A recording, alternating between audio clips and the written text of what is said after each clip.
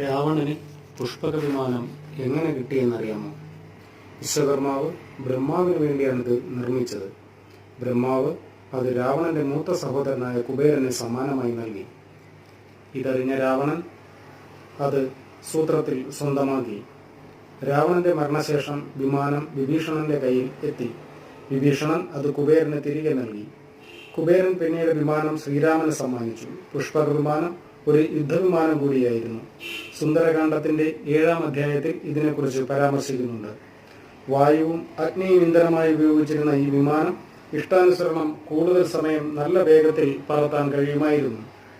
മയിലിന്റെ ആകൃതിയിൽ ഉള്ളതായതുകൊണ്ട് കാറ്റിന്റെ ഗതിക്കനുസരിച്ചും യാത്രക്കാരുടെ എണ്ണത്തിനനുസരിച്ചും വലിപ്പം ക്രമീകരിക്കുവാനും കഴിയുമായിരുന്നു. ഏത് കാലാവസ്ഥയിലും പ്രവർത്തിച്ചിരുന്ന മഹത്തായ ഈ പുഷ്പക വിമാനം ഗ്രഹങ്ങൾക്കിടയിലുള്ള സഞ്ചാരത്തിനും ഉപയോഗിച്ചിരുന്നതായി പറയുന്നു.